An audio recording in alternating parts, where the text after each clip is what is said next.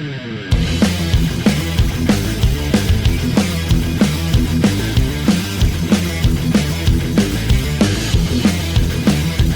into the Blanco Show, presented by Barrio Tacos on Scarlet and Gray Sports Radio and Scarlet and Gray Sports Radio TV. Alongside Kole Emplit, Caleb Spinner, Matt Goldman, I'm Tyler Danburg, getting ready for this weekend's matchup between the number 2 Ohio State Buckeyes and the number 13 Penn State Nittany Lions. Ohio State facing its toughest road test yet, taking on the Penn State Nittany Lions in front of what will be over 100,000 fans, at least, at Beaver Stadium. The crowd is definitely going to make an impact in this one. Well, it's funny because Ohio State's going to get a taste of their own medicine when they go to Happy Valley this weekend. They've played in front of six-digit fans every game of this season, including ones against the lower-level opponents as well as those higher ones coming in like Wisconsin and Notre Dame. So this is going to be a taste of how Ohio State prepares with the crowd noise. We've seen it practice. They love to pump in the artificial crowd noise to get used to what it's like to yell over that. And this is going to be the perfect test to show how that works in practice. Ohio State 7-0, Penn State 6-1. The Nittany Lions hosted Minnesota last week in the annual whiteout game. They took down the Gophers 45-17, Matt, and that was much needed after a 25-point loss to Michigan. Yeah, I couldn't believe what I saw last week. I was at the game when they played Michigan, and what Michigan was able to do against Penn State was just a demolition of their run defense in the way that Michigan ran. Like Blake Corum, they ran for 395 yards, Michigan, against Penn State's defense. And coming to that game, Penn State had only left 400 rushing yards between all their opponents. So Michigan kind of dismantled them. Penn State last week looked really good. Sean Clifford, 4 touchdowns, 295 yards. He was really crisp from the pocket. Nicholas Singleton, someone that that Penn State's really excited about. And, I really thought that their defense also stepped up. Manny Diaz is the D coordinator. In Michigan, they had only successfully converted on 2 third down conversions.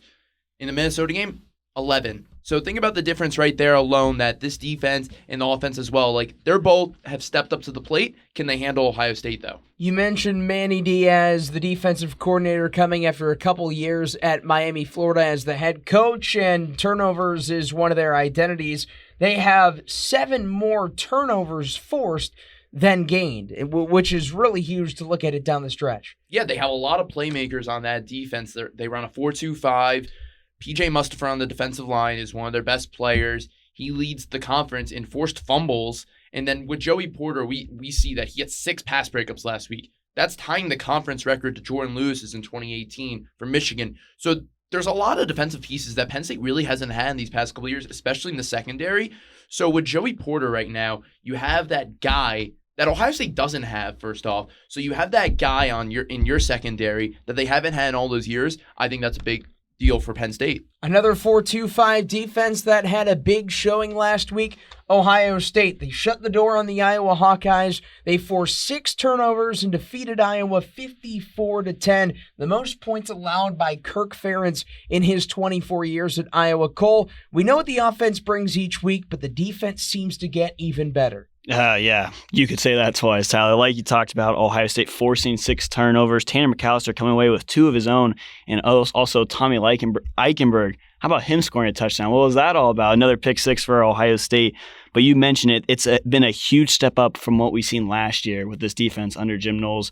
Last year, they were giving up 336 yards a game. To this year, just a little bit over 230, boasting the number 5 total scoring defense in the country. It's just been great to see how they had that high-powered offense, but now they have a really good defense to back it up as well. It just keeps rising. And Caleb, with Tommy Eichenberg, his rise, how big of a step has he made from last year into this year? Well, he's always been a name to watch, and whether that was last season or this year, but it feels to me that he's really found another gear. And I'm not going to say that he hasn't found it before. I'm not going to say that it's just this revelation of he woke up the morning before Notre Dame and just decided to be a completely different animal. But he is playing to a level that we have not seen him play before. And this is the perfect time to play it, coming in with a new defense. You could also argue whether it was defensive coordinator Jim Knowles who unlocked it by bringing in this scheme. Is this more fitting to the style that Eichenberg plays? I'm not a coach. I'm not authorized to speak to that. But he has really been an option for Ohio State in a better way than he was last year. And you look at same guys like Tanner McAllister, same boat. And Tanner McAllister had 1 interception in 49 games played at Oklahoma State. He's now got more than that one. He's got multiple on the season, which just tells you about Jim Knowles unlocking that defense, as you wrote about on Buckeyes Now on SI. So shameless plug there. You can check out Caleb's article pretty much everywhere on social media. I mean, he had 2 last week alone, Tanner McAllister, 2 picks last week. So it's incredible to look at somebody who's made that much improvement and the defense as a whole. And it is really the reason that Ohio State is where they are, because they're not able to outscore. They're not only able to outscore you, but they're also able to keep you off the board too, and that's big. We talked about both teams' previous matchups. Let's talk about this one. 2nd-ranked Ohio State, 13th-ranked Penn State. How these two teams match up could be pretty even. It could be a wide margin down the stretch. It's definitely going to be a great environment. And Matt, for Penn State under head coach James Franklin, they have a lot on the offensive side of the ball that can really throw fits for a defense, including Nicholas Singleton, the true freshman running back who has had a really good start to his Penn State career. Yeah, so you talk about Nicholas Singleton, freshman. He's 4th in the country right now in yards per game, and 4th as well in 7 touchdowns he has for freshmen is what I was referring to. But it's not even just Nicholas Singleton. Kayvon Lee and Katrin Allen, that's a 3-headed monster right there. And that's a young 3-headed monster in that running back room. All 3 guys have experience and have played well. You see with Kayvon Lee, he surpassed over 1,000 yards in his career so far at Penn State. Then you have Allen and Singleton, who have just started to play, but they look like they've been there for a couple of years now. So I think that you're right. That gives trouble for a defense to see, well, one running back is going to be in, but we don't know what running back's going to come in because they all are different schematically. One's on the outside, one's an inside runner, one's out in the flat. So it really is just something that Jim Knowles is going to have to construct very creatively. But Nicholas Singleton, I think, is somebody that they haven't had since the Saquon Barkley days. So he's able to go outside, inside. He's a really good running back, and that's why he's one of the best in the country right now. Saquon Barkley, Miles Sanders, these are 2 guys that Singleton can join as one of the great Penn State running backs of recent. And this is another reason that I jokingly refer to Penn State as Bizarro Ohio State, is because they are so similar in their schemes. Both are top 15 programs in the country. Both have one of the top 3 stadiums in the country in terms of size. Both play in the Big Ten, and both have 3 really good running backs behind. And for Ohio State, Matt just mentioned Penn State's guys, but for Ohio State, it's Travion Henderson, Mayan Williams, and Dallin Hayden. Now, where Ohio State differs is we know, if we don't know who specifically, we know it's going to be either Mayan Williams or Travion Henderson who starts. We don't know with Penn State. And that's one of the things that makes them so dangerous, is because that is still a question going into the game. So you have to prepare for all 3 instead of fewer than, whether it's 1 or 2. And sticking with the running game and looking at Ohio State now, they got held to a season low in rushing yardage last week against Iowa. Cole, do you think that the running game is going to be of an added emphasis this week in Happy Valley? I definitely think so, and that's the whole basis of your balanced attack, to be able to get the passing game involved. Of course, it's not a good pass game unless you have a good run game on the ground as well to weaken that defense. And I definitely think they're going to go in again, especially since Iowa was known for having a really good rush defense. But going back to your guys' point as well, Penn State and Ohio State having that similarity in that backfield committee, bring up your point, Singleton and Allen, interesting stat, averaging more rushing yards per game than 46 FBS teams, including 5 of them in the Big Ten.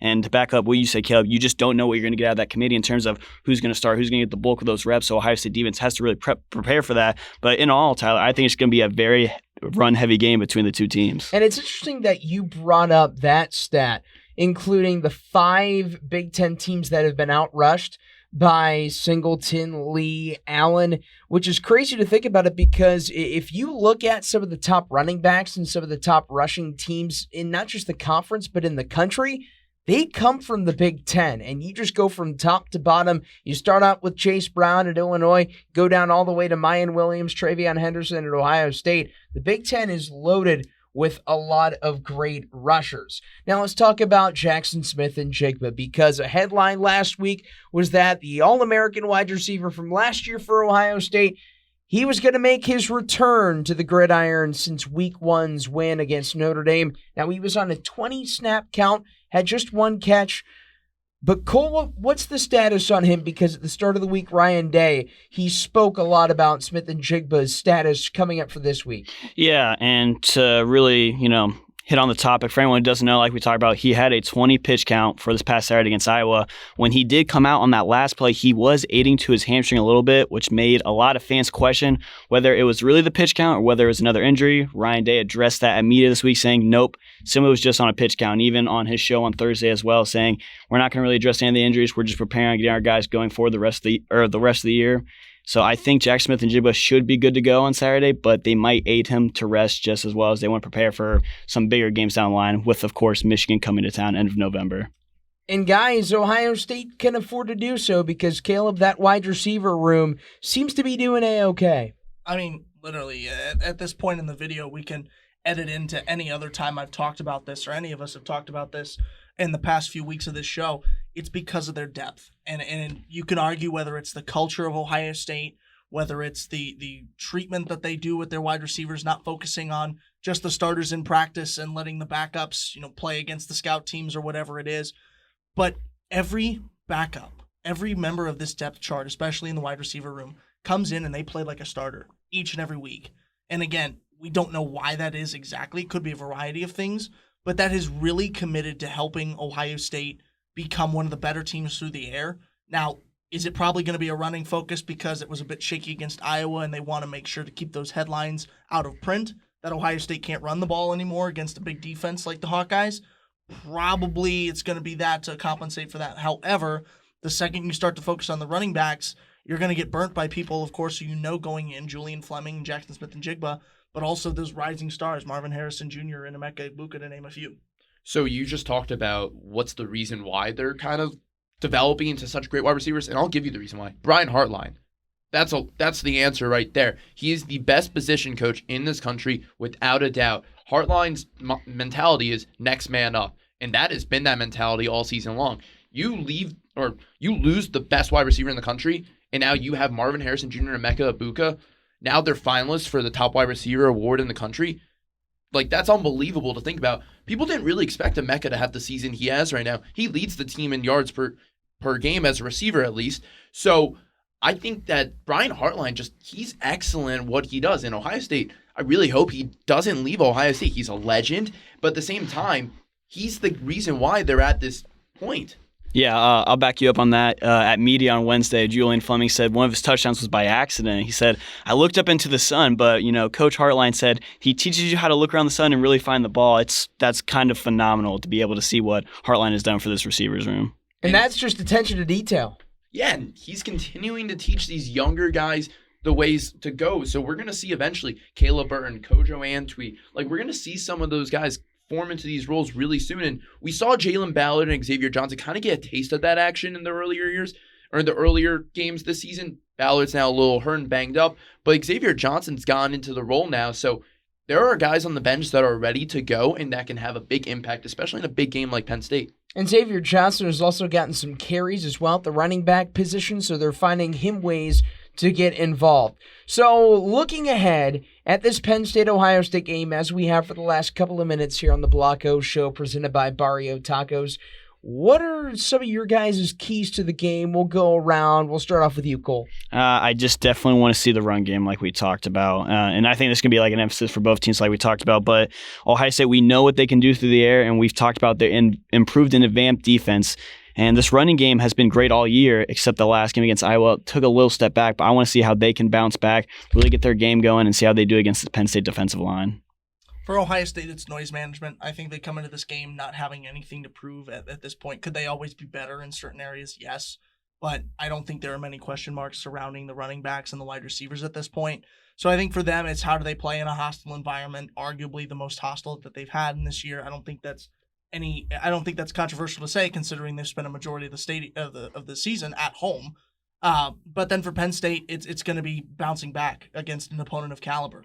Saw what happened to Michigan. We talked about it at Michigan. Now you get a really caliber team, a high-quality team at home. What have you learned from them? What have you changed from them? And how do you play with your own fans in the stands behind you?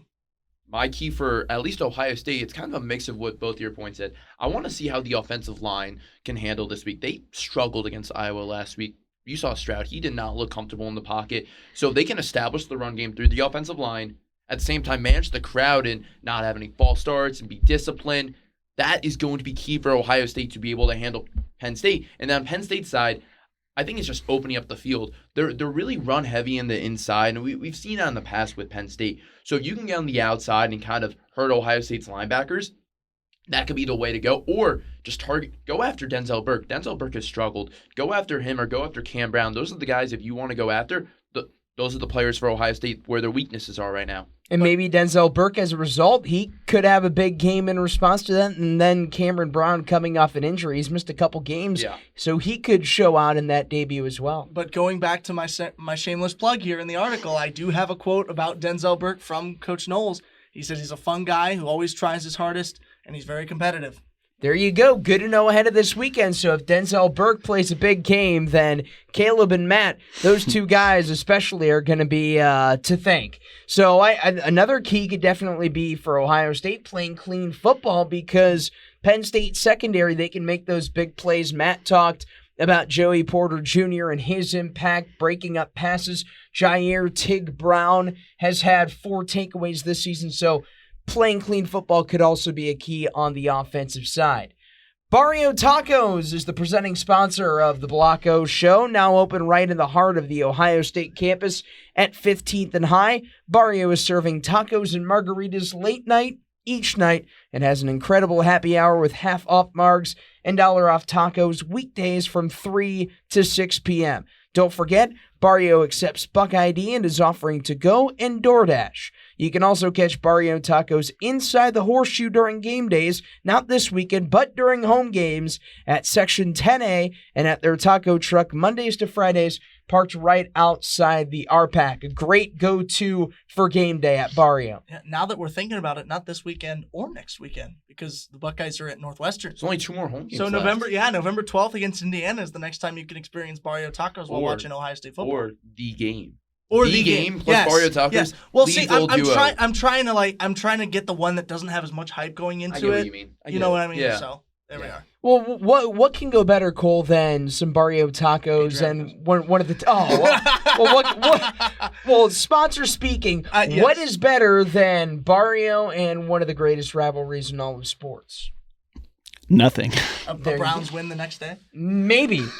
And of course, another great rivalry that we've got between Penn State and Ohio State coming up this weekend. Noise management, playing clean, getting the running game going, all can be keys at noon on Saturday between these two teams. Ohio State and Penn State at noon on Fox, as well as SGSR and SGSR TV. Kole and Matt are going to be on the call for that one. Caleb and I will be on the pre-games. So what are score predictions for this one? I think this is going to be a back-and-forth battle. This is Ohio State's first road test, first actual test of the year, besides Notre Dame Week 1. And Penn State has been in this situation before, already playing Michigan. Now, the result didn't go their way, but I just think that experience is going to help them, especially at home against Ohio State, where this is Ohio State's only second road game of the year. They haven't really had too much competition sticking with them in the second half, and I think Penn State's going to be able to do it, but I do think Ohio State will be able to hold them off. I'm going to say it's going to be 37-28 for the Buckeyes. Yeah, this will definitely not be one you want to leave before halftime for. I like what you have here. I'm looking at it. I won't spoil it. I'm going to revamp it. I was going to say a little bit, but actually now that I think about it, quite a lot. 42-24. I'll go Ohio State, but I think a lot of those Buckeye points are going to be in the second half once they've made adjustments and figured out what Penn State's going to throw at them. I think Ohio State comes into this being a more versatile team. I think they're able to adjust more because they have, arguably not trying to ruffle any feathers, but they have more talent. So I think if there's one team that I would say is going to be better adjusting out of the locker room, I'd say it's going to be Ohio State. I don't think Penn State comes back after a deficit in the third quarter. When I was in Ann Arbor 2 weeks ago, I was blown away with the way Michigan played against Penn State and just ran down their throats. If Ohio State can emulate the way Michigan played, they're going to win this game without a doubt. I believe Ohio State, you said it, they're more talented straight up. The way they've recruited, they've better coaches, better schemes, they've better everything. And that's not to disrespect Penn State, but it's just the way it is, and the rankings do show that as well. So I'm going to give Ohio State 45-27.